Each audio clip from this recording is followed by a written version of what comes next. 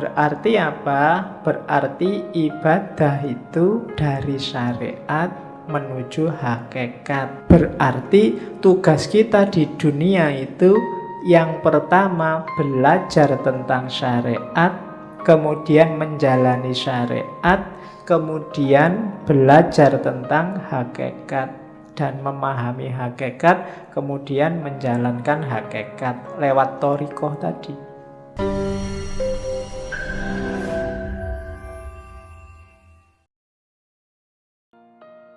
Oke, bismillah, dimulai. Saya potong yang bagian awal ya.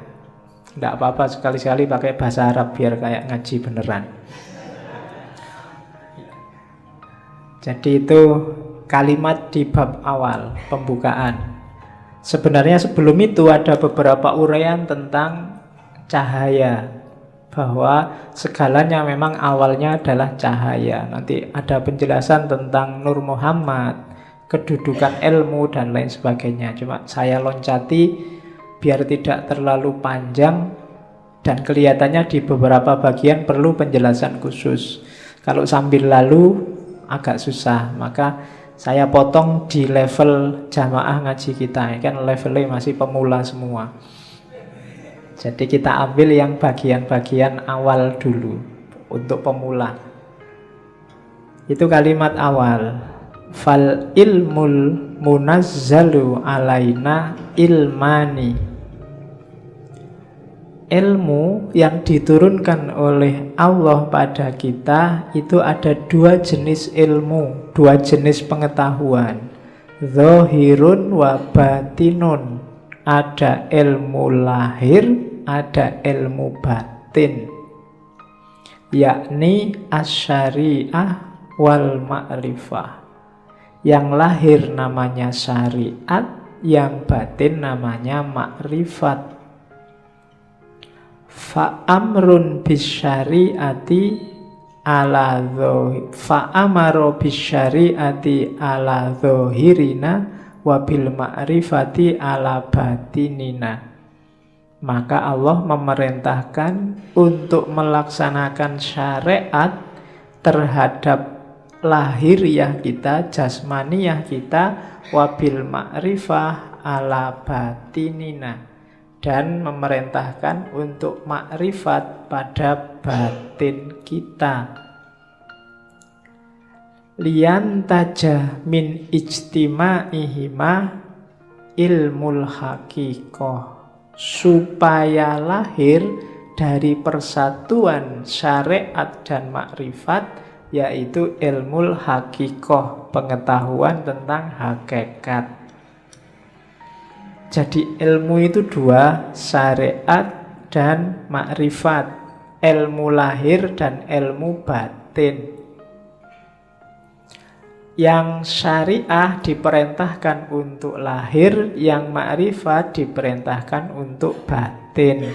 Dua-duanya harus jalan. Jadi kalau ada orang bilang tasawuf itu anti syariat, berarti belum banyak membaca buku-buku tasawuf. Hampir semua sufi bilang makom itu, level dan suluk itu dimulai dari syariat. Cuma jangan berhenti di syariat. Syariat cuma lahirnya, butuh batinnya. Beliau menyebutnya makrifat. Jadi nanti kita lihat contohnya banyak nanti. Bagaimana lahir sama batin. Hidup kita kan juga begitu. Lahirnya ini ngaji. Cuma kalau batinnya nggak beres, ngajimu nggak ada nilainya. Ngaji cuma pingin nonton santri yang putri-putri misalnya. Nah, itu kan nggak dapat apa-apa. Mumpung kelihatannya sekarang banyak putrinya berangkat. Itu beda kan, hasilnya beda. Kalau batinnya nggak beres, lahirnya juga nggak bernilai. Tiap hari apel nganter, tapi di dalamnya nggak ada rasa apa-apa. Itu kan nggak ada nilainya nganternya sama apelnya. Wong nggak ada senengnya itu. Awalnya kan Batin dulu baru ada manifestasi lahirnya. Apapun itu, kuliah, apalagi kerja, apalagi bahkan makan. Ini kan aspek-aspek lahiriah. Batinnya harus beres. Kuliahmu itu cari ilmu apa cari ijazah apa cari gelar? Makan itu biar kenyang apa biar hidup apa biar besar apa biar... Itu kan batinnya. Segalanya pasti ada lahirnya, ada batinnya. Dua-duanya harus beres. Batin juga enggak ada apa-apanya. Pak, saya ikhlas Pak ngaji itu Pak, tapi enggak pernah ngaji, ya padha wae. Ya kan? Atau ngaji tapi niatnya enggak ikhlas, sama aja. Jadi harus gabung. Pak, saya kuliah itu enggak ngejar ijazah Pak, saya enggak ngejar gelar. Pokoknya saya nyari ilmu aja. Makanya saya sampai semester 14 enggak lulus-lulus. Wong memang nggak pernah masuk, nggak pernah datang ke kampus. Jadi podo wae, lahirnya nggak beres. Dua-duanya harus beres. Kalau dua-duanya harus beres, akan ketemu namanya ilmul hakikoh. Kebenaran yang sejati, hakiki. Oh, ini toh hakikatnya. Itu loh. Kita melakukan banyak sekali religious service, cuma kita nggak pernah ada O-nya. Oh, sholat itu berarti rahasianya ini toh. Oh, puasa itu berarti ini yang dimaksud oleh Allah. Oh, zakat itu. Kalimat O ini menunjukkan kamu sudah menemukan hakikat. Jadi, oh, intinya ini ternyata yang tiap hari saya lakukan itu. Itu bisa ketemu kalau gabung antara lahir dan batin, syariat dan hakikat. Itu kan di surat Ar-Rahman disebut terusannya marojal bahroini yaltaqiyan bainahuma barzakhul la yabghiyan. Jadi dua laut yang dibiarkan oleh Allah mengalir kemudian bertemu. Dua laut itu tafsirannya Syekh Abdul Qadir Jailani ya syariat dan makrifat. Ketika yaltaqiyan melahirkan hakikat. Bainahuma barzakhun, tapi la yabghiyan.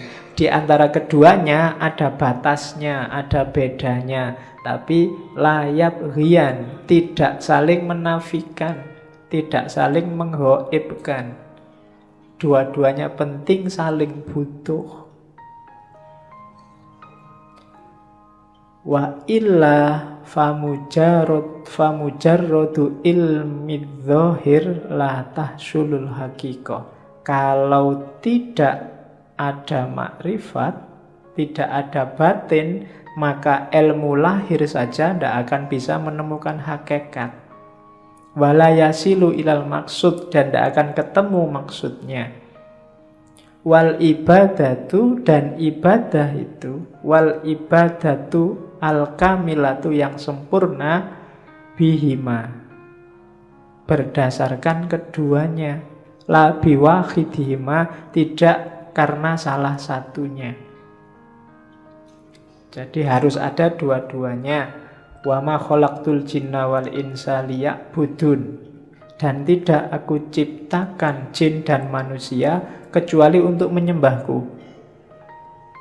Tafsirnya Syekh Abdul Qadir Jailani liya'buduna itu sekaligus liya'rifuni, supaya kenal aku, supaya makrifat. Jadi ya'bud itu ibadah zahir, di situ terkandung liya'rifuni, supaya kenal Allah, supaya makrifat. Kenapa?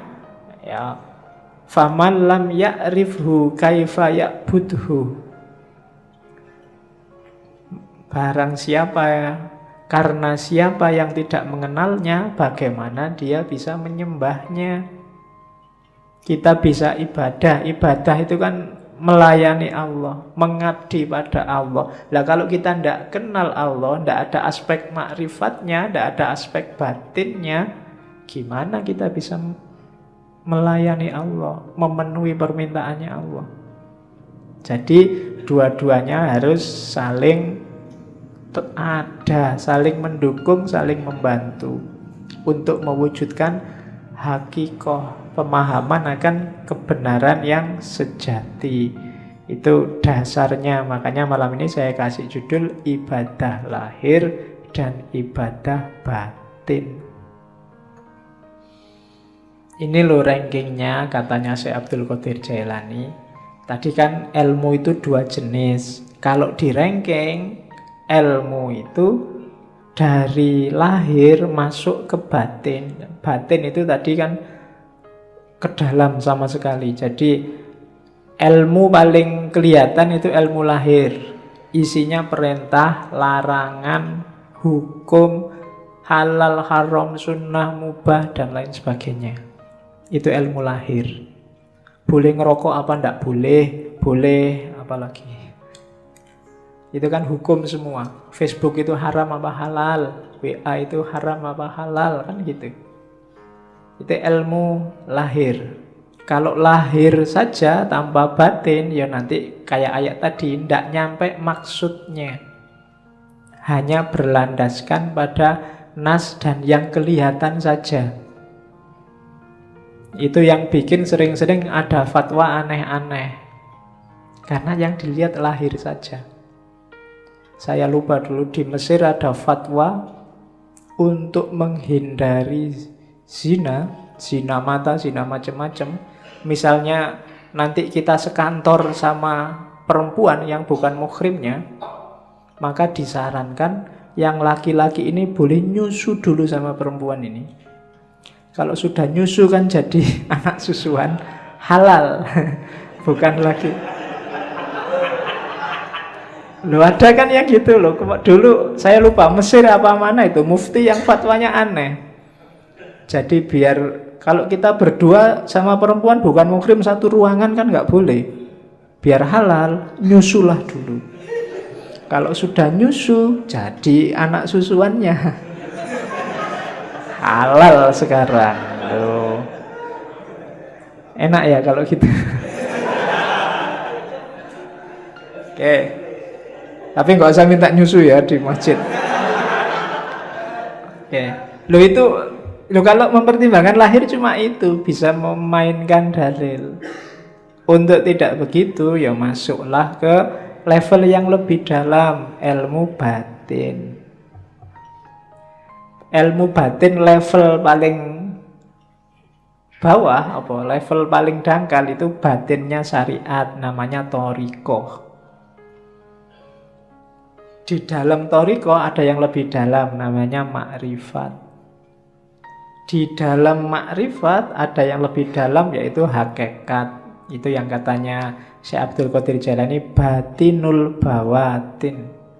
Batinnya batin. Jadi lapisan paling luar syariat, lapisan di dalamnya thariqah. Di dalam thariqah ada makrifat, di dalam makrifat ada hakikat.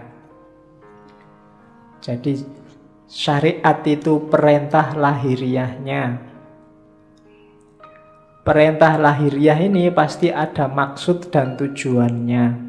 Kesanalah kita menuju maksud dan tujuannya. Itulah namanya thariqat. Kalau kita menuju ke sana, kita akan menemukan pemahaman. Oh, rahasianya ini toh. Itulah makrifat. Kalau sudah gabung semua, syariat, thariqat, makrifat, kita akan sampai pada makom namanya hakikat. Menemukan kebenaran yang hakiki dan sejati. Beberapa sufi menganggap makrifat sama hakikat ini satu level. Orang yang sudah ngerti hakikat, pasti dia makrifat. Orang yang makrifat, pasti kenal hakikat. Jadi yang jelas ada syarak, syariat, jalani itu. Kemudian kejar rahasianya, maksudnya. Jangan cuma kayak mesin, ya robot yang diprogram A terus jalan A, tapi pahami tujuannya. Gapailah tujuan itu, itulah namanya thariqah. Cara menemukan tujuan dari syariat. Kalau sudah serius menjalani syariat melalui thariqat, orang akan memahami rahasia-rahasianya, itulah ma'rifat. Dan kalau sudah ma'rifat berarti dia sudah paham hakikat kebenaran yang sejati. Itulah ilmu. Ilmu apapun sebenarnya levelnya ke situ, karena semua ilmu muaranya akhirnya harus pada Allah. Harus pada hakikat. Yang belajar fisika, matematika, biologi dan seterusnya harusnya membawa kepada Tuhan. Jadi ada level lahiriah ilmunya syariat, terus thoriqohnya. Jadi ilmu ini yang bisa membawa ke Allah pakai jalan apa? Itu namanya thoriqoh. Kalau sudah menjalani itu akan memahami rahasianya sampai di namanya ma'rifat. Kalau sudah sampai ma'rifat, insya Allah disitulah ketemu hakikat. Jadi syariat, thoriqoh, ma'rifah, hakikat. Di bawah itu ada hadis yang dikutip oleh Syekh Abdul Qadir Jailani, asy-syari'atu sajaratun. Syariah itu pohon. Wa thoriqatu ahsanuha, dan torekot itu dahannya. Wal ma'rifatu aurokuha, makrifat itu daun-daunnya. Wal haqiqatu asmaruha, hakikat itu buahnya. Saya tidak tahu kalau bahasa Indonesia asmara itu jangan-jangan menyerap dari bahasa Arab asmar. Asmar itu buahnya banyak. Jadi asmara itu berarti buahnya banyak. Oke. Wal Qur'anu jami'un ya bijami'iha, dan semua itu tentang syariat, thariqat, ma'rifat, hakikat itu dikompilasi oleh Allah dalam Al-Qur'an. Bijami'iha, kita bisa menemukannya gimana? Bidalalah wal isyarah. Kalau bidalalah namanya tafsir, kalau wal isyarah namanya takwil. Ada yang bisa langsung dipahami dijadikan dalil, namanya tafsir. Ada yang sifatnya isyarat, harus pakai takwil dulu, baru ketemu rahasianya. Jadi ada ilmu lahir, ada ilmu batin, kemudian ada level dan rankingnya ilmu. Diawali syariat, terus thariqat, terus makrifat, terus hakikat. Oke, sekarang kita lihat permis-permisnya. Berarti apa? Berarti ibadah itu dari syariat menuju hakikat.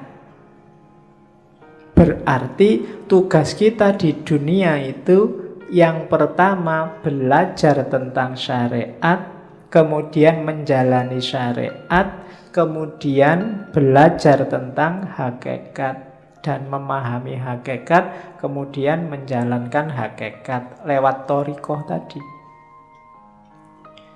Jadi dari syariat menuju hakikat. Jangan khawatir kalau ada yang ngomong sufi tidak sholat, sufi tidak puasa, itu hoax kalau hari ini.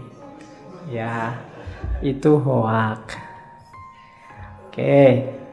Itu saya potong beberapa kalimat yang bagus. Perbuatan yang baik mestilah dilakukan dengan cara yang benar.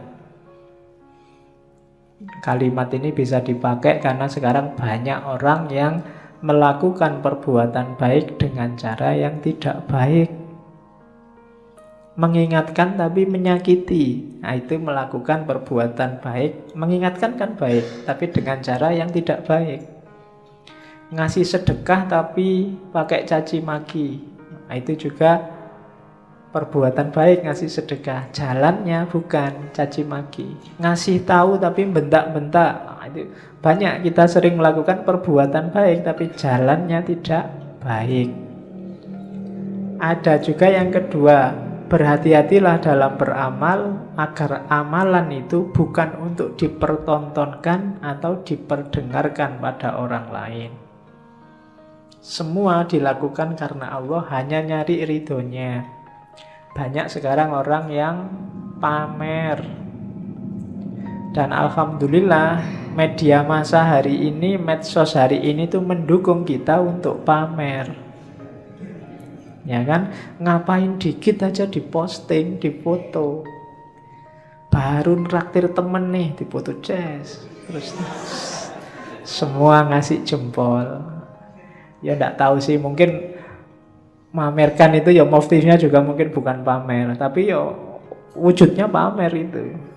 Untuk dipertontonkan atau diperdengarkan. Diperdengarkan itu ya kadang sok-sok kita akan cerita, kok kemarin nggak masuk. Wah, mohon maaf ya Pak, saya itu banyak acara Pak, hari kemarin itu saya diundang ke sana, kemarin ya. Itu memperdengarkan, mempertontonkan atau memperdengarkan bahwa kamu orang baik, bahwa kamu orang hebat, bahwa kamu melakukan hal-hal yang terpuji dan seterusnya. Hati-hati, katanya Syekh Abdul Qadir Jailani, nilai amalmu bisa rusak. Jadi hati-hatilah. Ya memang kita wajib melakukan kebaikan, cuma jangan sampai sudah capek-capek berbuat baik tidak ada nilainya, karena ujungnya hanya pamer. Ujungnya hanya ingin dilihat atau didengarkan orang lain. Yo, hati-hati, tidak akan ketemu hakikat. Syariatnya benar nolong orang, tapi ya karena dipamer-pamerkan, mungkin hasilnya ya cuma dipuji orang. Hakikat amalnya hilang. Jadi berbuat baik itu dari syariat menuju hakikat, kemudian pakai thariqat yang baik, dan motifnya harus ikhlas. Ikhlas itu hendak mempertimbangkan efeknya. Apakah dipuji orang, apakah dicaci orang. Kalau memang baik, dijalani aja. Nah itu rumusnya yang pertama untuk ibadah. Rumus kedua, untuk amalan kita bernilai, kita harus mau namanya tafakkur. Kenapa? Yo, kita itu manusia, sok-sok keliru, sok-sok salah, kadang-kadang tidak pas. Biar pas apa? Yo sering-sering kita renungi perbuatan kita sendiri. Tadi aku ngaji ngapain ya? Niatnya apa? Yang dilakukan apa? Di kampus tadi ngapain aja ya seharian? Padahal aku punya tugas apa? Atau cuma ngobrol aja di kampus berjam-jam. Kemudian itu namanya tafakkur. Kalau malam sempatkan untuk tafakkur, katanya Syekh Abdul Qadir Jailani. Orang yang tidak pernah tafakkur itu tidak akan naik level. Kamu diceramai tiap hari, itu tidak ada gunanya kalau isinya ceramah tidak nyambung sama hidupmu sehari-hari. Untuk bisa nyambung apa? Tafakkur. Tafakkur itu kayak sistem itu mencocokkan kompatibilitasnya biar nyambung. Untuk hidupmu, misalnya tadi nasihatnya Syekh Abdul Qadir Jailani, jangan amal untuk pamer. Nah, itu kan kamu nyocokkan sama hidupmu. Kira-kira selama ini aku pernah pamer enggak ya? Pamer di mana ya? Motifnya memang pamer atau sebenarnya itu bukan pamer? Itu cuma tahadus bin nikmah. Wah, misalnya kamu kan sering begitu, menceritakan kenikmatan, atau itu cuma alibi aja, janjinya ya pamer. Atau loh, itu namanya tafakkur. Kamu mikir dirimu sendiri, peduli amat orang komentar apa, tapi sebenarnya itu. Nah, itu tafakkur namanya. Dan orang berilmu yang suka tafakkur ini kan nilainya di banyak hadis disebut lebih tinggi daripada ibadah. Di situ kalau di Syekh Abdul Qadir Jailani ada 3 jenis tafakkur. Yang pertama apa? Merenungi sesuatu dan mencari sebabnya, mencari bagian-bagiannya sampai kemudian ketemu Allah. Aku bisa begini itu karena siapa ya?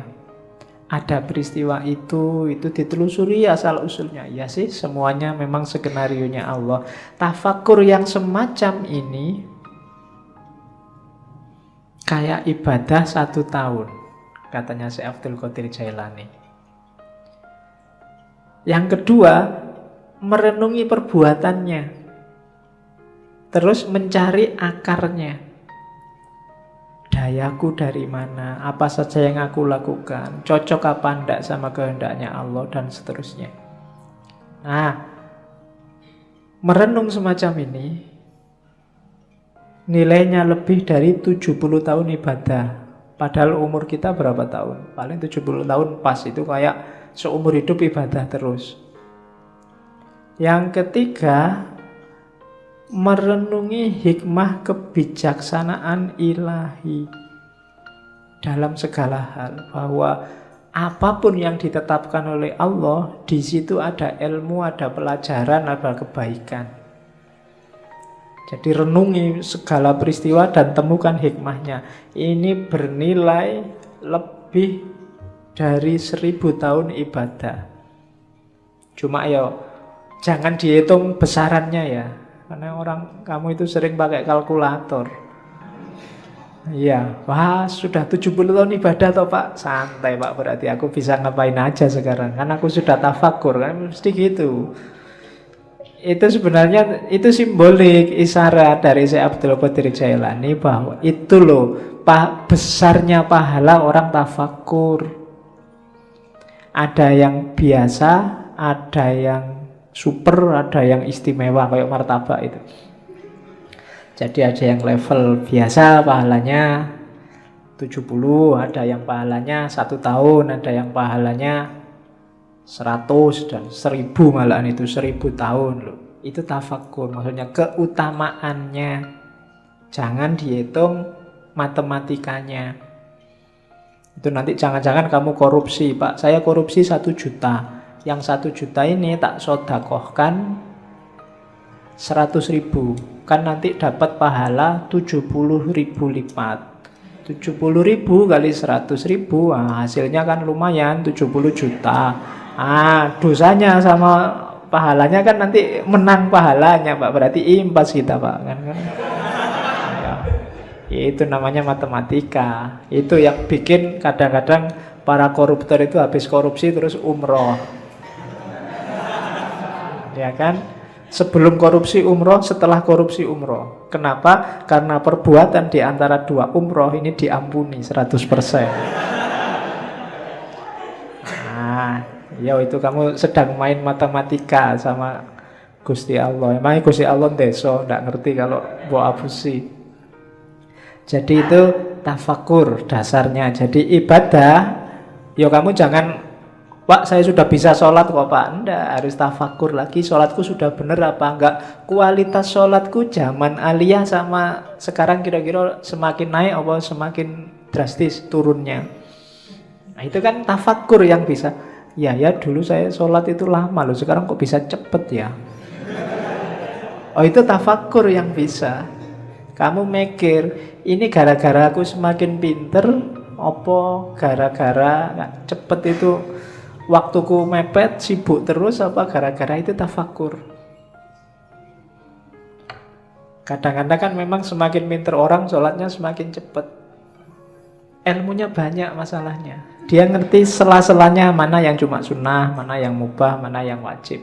Karena sholat itu kalau diambil wajib-wajibnya saja, paling takbiratul ihram, Fatihah, ruku, bahkan bacaannya aja kan sunnah. Yang penting ruku, terus sujud, cepat.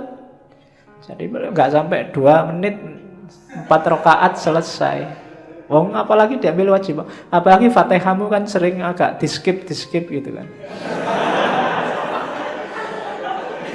Tambah cepet ini.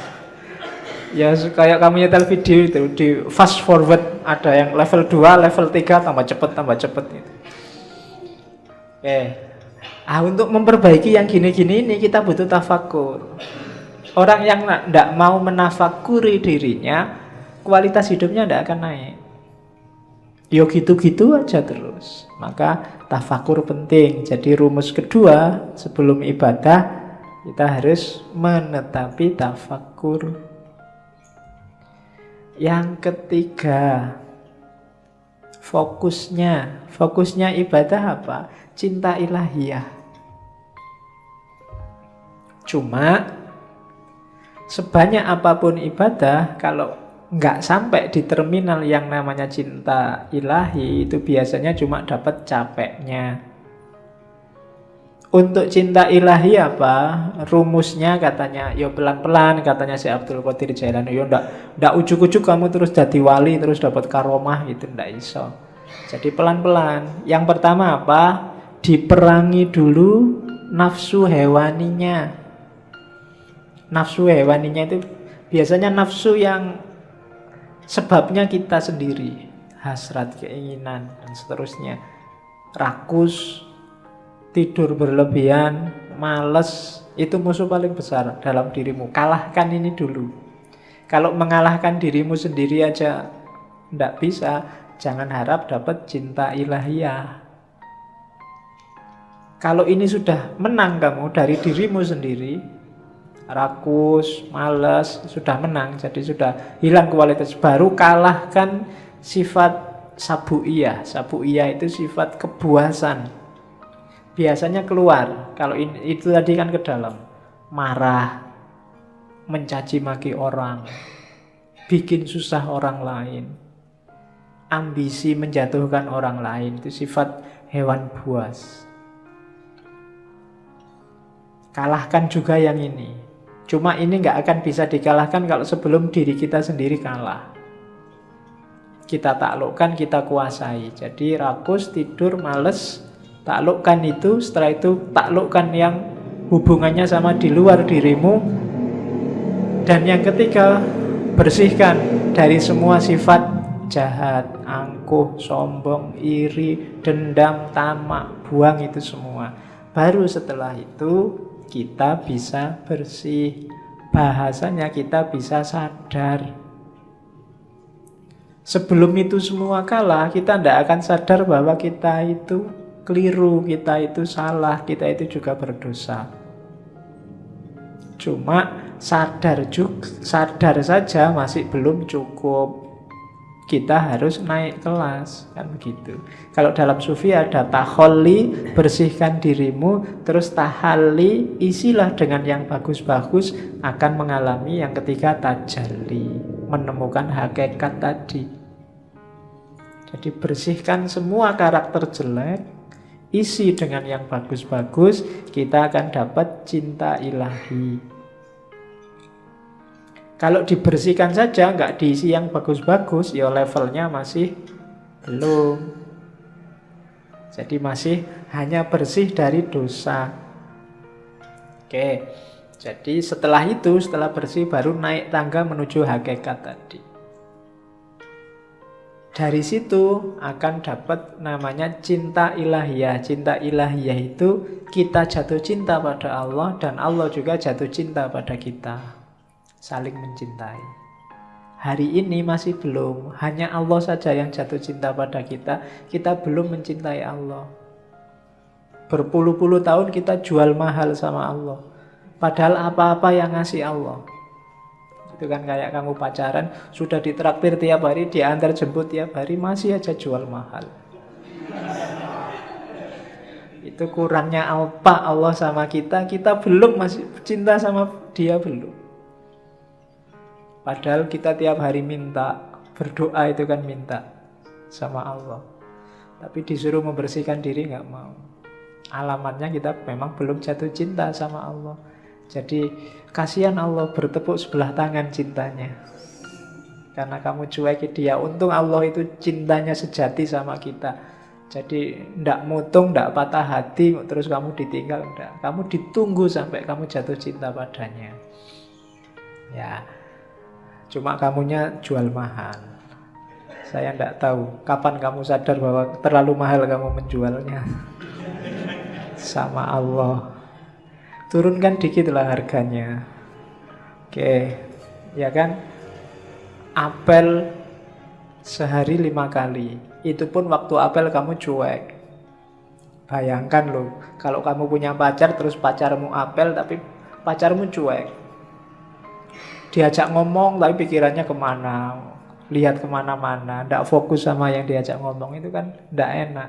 Dan tiap hari Allah kamu gituin. Waktu kamu sholat pikiranmu kemana-mana, tidak merasa sedang berhadapan dengan dia. Itu kalau manusia biasa sudah nangis-nangis itu, sudah minta putuskan saja aku sedikit. Cuma Allah enggak, karena Allah sangat sayang pada kita, Rahman dan Rahim. Maka ini tipsnya dari Syekh Abdul Qadir Jailani. Terus setelah itu rumusnya apa? Untuk ibadah wujudkan tasawuf, untuk menggarap batinnya. Ini juga ada di Sirul Asror. Tasawuf itu apa? Tasawuf itu kan dari 4 huruf. Ta, sod, wawu, sama fa. Taknya itu taubat, perbaikan diri di level apapun, awalnya harus taubat. Taubat itu menyesali kesalahan yang lama, kemudian membangun diri dengan perbuatan-perbuatan yang baik. Itu taubat, harus taubat dulu. Kalau merasa benar terus, orang yang selalu merasa benar itu biasanya berat kalau disuruh taubat. Dia merasa sudah full, wis apik, wis bener, ndak mungkin salah aku. Berarti wong sudah merasa paling benar, ya ndak mungkin taubat sudah. Maka katanya Syekh Abdul Qadir Jailani, levelnya pertama, mau melakukan apapun yang baik, syaratnya harus tobat. Bersihkan diri dulu. Karena ibaratnya kayak air. Kalau campur sama kotor, hasilnya mesti kotor. Entah airnya dulu apa kotorannya dulu. Seperti apapun situasinya, maka harus bersih. Air kotor diisi apapun, ya statusnya tetap kotor. Dia harus dibersihkan dulu. Maka taubat yang pertama-tama. Setelah itu sofa. Sofa itu kesucian, ketentraman, kebahagiaan. Syaratnya untuk sofa, syaratnya untuk suci adalah, untuk tenang adalah, untuk tentram adalah bebas dari keterikatan dunia. Yang bikin kamu hari ini cemas, sumpek, galau, ndak konsentrasi, ndak bisa jatuh cinta sama Allah, hidupmu ndak jelas ke utara ke selatan, pasti urusan dunia. Begitu dunia kamu letakkan di ranking bawah, hidupmu mungkin lebih santai, lebih tentram, lebih tenang. Cuma kenapa kok kamu gampang galau, gampang cemas hari ini? Kemungkinan besar dunia levelnya atas dalam hidupmu. Jadi yang kedua sofa. Yang ketiga, kalau sudah taubat dan suci, sudah nggak terikat lagi oleh dunia, masuklah ke huruf wawu, walayah, kewalian. Walayah itu berarti orang yang 100% hidupnya berhubungan dengan Allah, mencintai dan dicintai Allah. Di antara cirinya, kayak istilah dalam Al-Quran itu, la khaufun alaihim walahum yahzanun. Tidak ada rasa takut, tidak ada rasa sedih. Siapapun yang ngaku wali, kok masih sering takut, takut miskin, takut kalah, takut jatuh, takut macam-macam, berarti dia bukan wali. Wali itu tidak takut apapun. Wong cuma dunia aja kok. Kalah tidak masalah, menang juga tidak kaget. Dia tidak takut apapun. Sukses alhamdulillah, tidak sukses biasa. Nah, itu berarti stabil. Itu wali, walaya. Apalagi sedih, tidak ada yang bikin dia sedih. Segalanya sudah skenario dari Allah. Itu berarti orang yang semacam ini sudah memasuki walaya.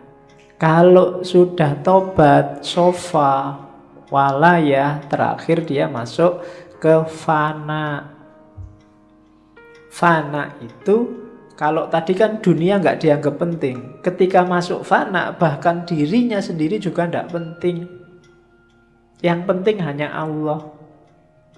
Kalau ngomong itu representasi dari keinginan Allah. Kalau melakukan sesuatu itu bukan keinginannya, bukan keinginanku, tapi keinginan Allah. Meninggalkan sesuatu bukan mauku, tapi maunya Allah. Itu berarti orang sudah fana. Egonya sudah dibakar habis. Hanya Allah yang jadi fokusnya. Jadi siapapun yang cita-citanya jadi sufi, paling tidak ikuti huruf-huruf tasawuf. Ta, sod, wawu, dan fa. Taubat, sofa, suci, kemudian walayah, wilayah, masuklah dalam perlindungan Allah, wilayah, dan fana. Nah itu ibadah harus membawa ke sini. Ibadah itu diawali dari taubat, dalam pelaksanaannya harus tenang, tentram, sofa, suci, tanpa motif apapun, lillahi ta'ala, nggak ada dunia yang ikut. Kemudian yang ketiga, wilayah, pasrah 100% pada Allah, baru mencapai fana. Itu batinnya ibadah harus ada ini. Jadi setelah tadi menuju cinta ilahi, selanjutnya mewujudkan tasawuf. Kemudian ibadah juga penting untuk menemukan cahaya. Tadi saya bilang di awal-awal banyak dibahas tentang cahaya Nur Muhammad, hakikat Muhammadiyah.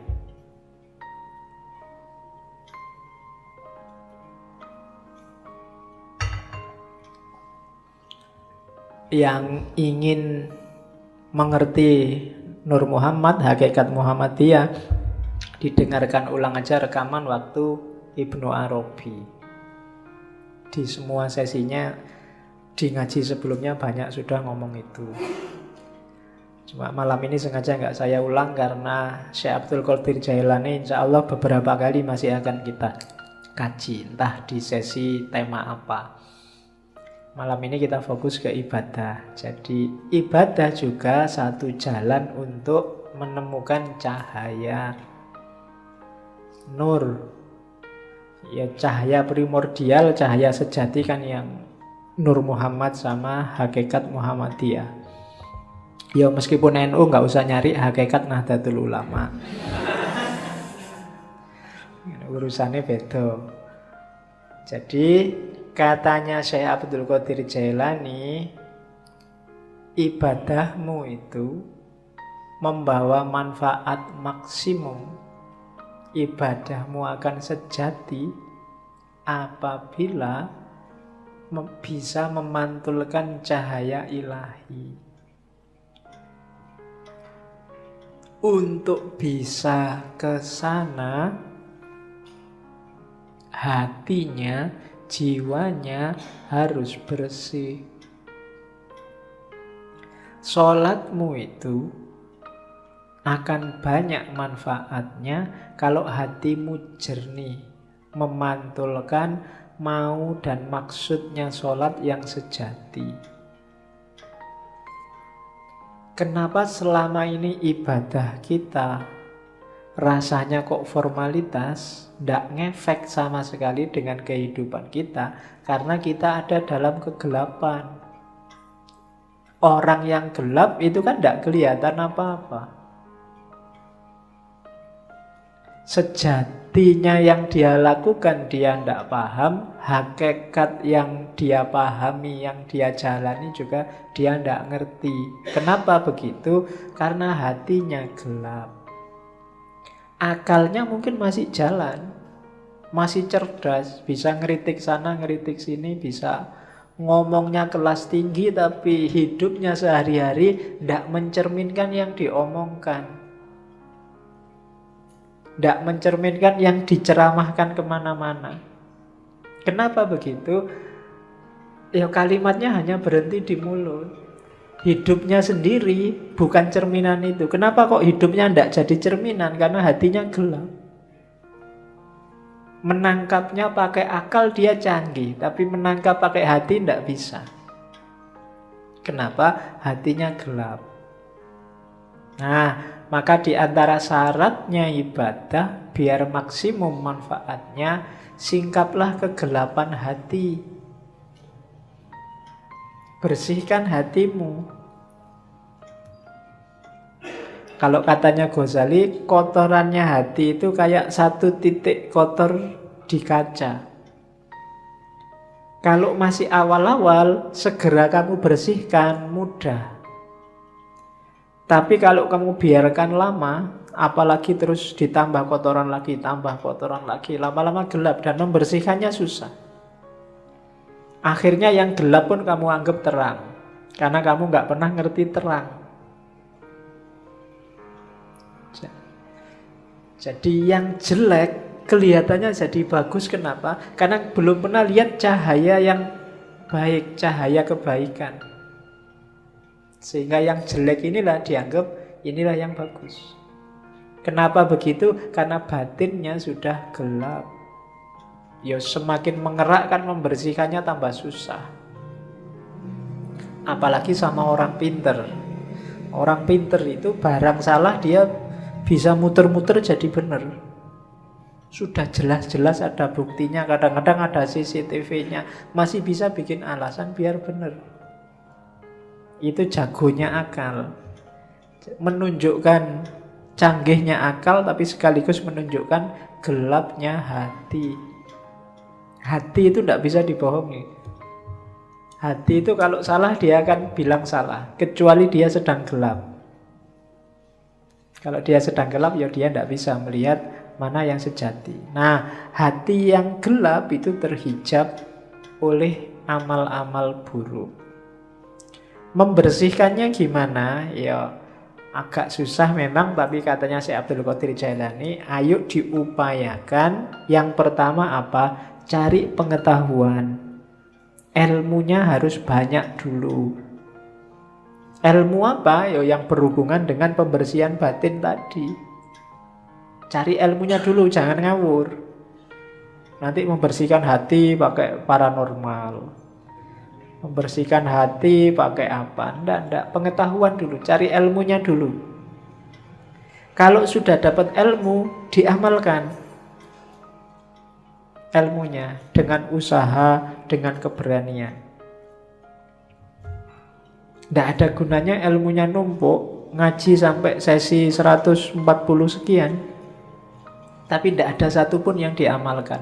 Hidupmu tidak naik-naik kualitasnya. Ada pengetahuan, amalkan. Setelah itu, gunakan ilmumu untuk menaklukkan egomu. Tadi, menaklukkan dirimu. Dirimu harus ada di bawah kendali hati yang jernih, yang bercahaya. Akalmu jadikan pendukungnya. Akal ini bisa dibawa ke utara, bisa dibawa ke selatan. Akal ini pasukan yang paling kuat. Kalau kamu pakai mendukung kebaikan, ya dia kuat. Kamu pakai mendukung kejahatan, dia kuat juga. Anggota DPR itu orang pinter-pinter semua. Dan akalnya bisa kompak untuk mendukung sesuatu yang jane ya wis kelihatan keliru, tapi bisa dibikin argumen macam-macam seolah-olah benar. Itu akal. Sebentar lagi mungkin perang Korea sama Amerika. Banyak yang tidak setuju perang. Antara yang setuju perang dan yang tidak setuju perang punya argumen semua, masuk akal semua. Itu akal. Kemarin waktu pilkada Jakarta, yang pro Ahok pakai akalnya juga, yang anti Ahok pakai akalnya juga. Itu akal. Maka akal itu tergantung dia dibawa kemana. Yang bisa menemukan yang sejati itu hati, kolbu. Cuma kolbu yang bisa menangkap cahaya. Karena dia tidak mencari keluar, tapi memantulkan yang di dalam. Hanya saja syaratnya dia harus dalam kondisi jernih. Untuk menjernihkan prosesnya pengetahuan, kemudian diamalkan. Untuk selanjutnya kuasai dirimu biar nggak dikuasai oleh egomu. ini rumusnya. Ini kalau diceramahkan gampang. Enteng dong, cuma ngomong aja kan enak. Menjalankannya yang berat. Dan gak usah dianggap saya ngomong kayak gini terus, wah Pak Faiz berarti sudah gitu. Lambemu. Ya, yo kalau ngomong gini ini rumusnya kan tetap usikum wa nafsi. Yo ngandani diriku sendiri juga. Oke, kalau saya sudah bisa gini aku tadi wali, nggak mau ngaji di sini. Oke, terus kalau sudah jadi wali tema ngajinya nggak mungkin lagi ketemu Karl Marx, nggak mungkin lagi ketemu Nietzsche. Terus, nah godaannya sekarang, ini yang paling menarik, godaan. Oke ya. Yang pertama, orang yang berilmu, bukan ilmu agama ya, ilmu lahir, itu biasanya godaannya adalah alam materi, dunia. Orang yang ilmunya level syariat, itu godaannya keduniaan biasanya. Istrinya nambah, atau kekayaannya double, atau ngaji pakai tarif, atau macam-macam. Ini godaannya orang berilmu yang ilmunya masih syariah. Syariah ilmu ya, bukan syariah fakultas. Jadi syariat ilmu lahiriah tadi itu biasanya digoda oleh materi. Kalau orang levelnya di atasnya dikit, menyebutnya ahlul hikmah, orang pinter, godaannya adalah alam malakut. Alam malakut ini alam rohani, nikmatnya ilmu, nikmatnya yang gitu-gitu biasanya sering menjebak yang rohaninya. Kalau orang setengah jalan sufi itu kan juga masuk orang bijaksana, itu biasanya godaannya karomahnya. Bisa apa dikit sudah bangga, sudah sombong. Baru ngerti dikit, baru ngaji 1-2 kali ngerti apa-apa merasa wis pointer. Nah, itu godaannya orang bijak. Jadi biasanya tergoda oleh alam malakut, dunia abstrak, dunia metafisik. Kalau ada orang lain, itu orang levelnya masih materi, ilmunya masih ilmu duniawi. Ilmuku loh ilmu akhirat, ilmuku ilmu metafisik, filsafat kelas tinggi dan seterusnya. Itu godaannya orang pinter. Godaannya ahli hakikat itu sifat-sifat ilahiyah, membanggakan dirinya sendiri. Aku kok bisa kayak gini ya. Berarti ini rasanya ekstase itu. Orang lain belum ngalami, aku sudah ngalami. Itu godaannya sudah. Terjatuh dalam kesombongan, kebanggaan diri. Sama, jatuhnya juga pada egonya.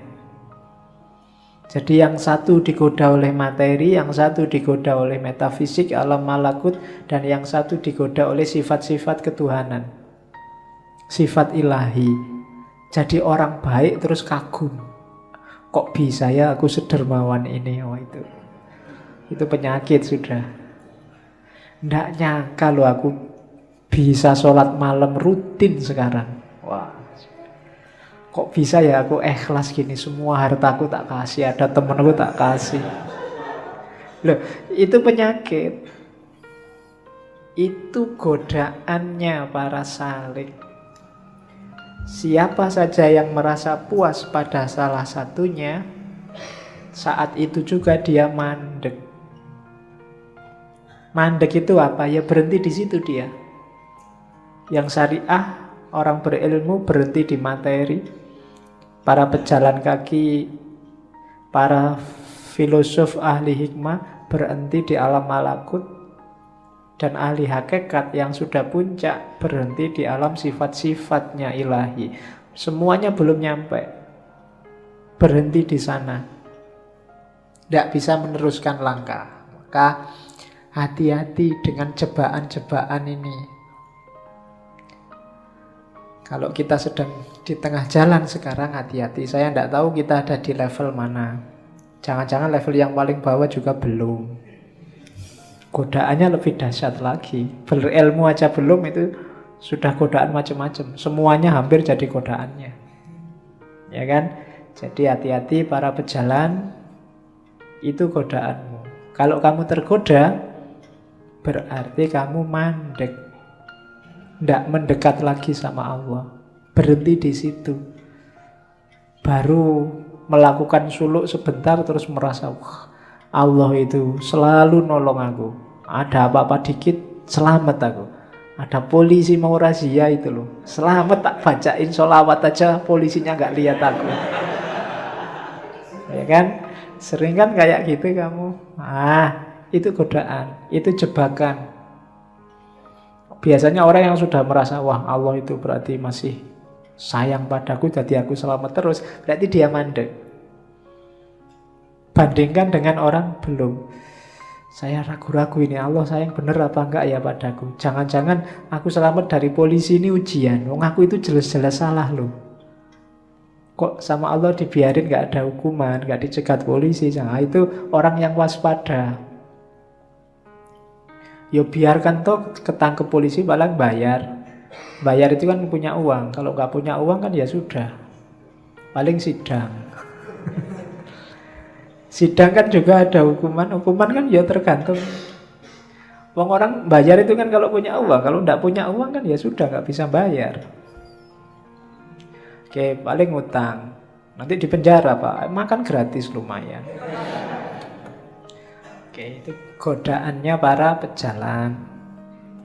Terus, nah, jadi ini godaan yang besar biasanya. Banyak orang terjebak juga di sini, berlindung di balik takdir.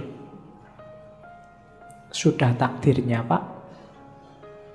Mbok sampean itu sekali-sekali lah sholat duha, sholat tahajud, nunggu hidayah Pak. Kalau Allah belum ngasih hidayah ya belum. Itu namanya berlindung di balik takdir. Wah ya memang waktunya Pak. Kok sampean nggak lulus-lulus Mas? Sudah semester 14. Ayo berarti takdirnya Pak. Nah itu berlindung di balik takdir. Katanya Syekh Abdul Qadir Jailani tidak boleh berlindung di balik takdir. Berlindung di balik takdir itu kan bahasa kasarnya mengkambing hitamkan Allah.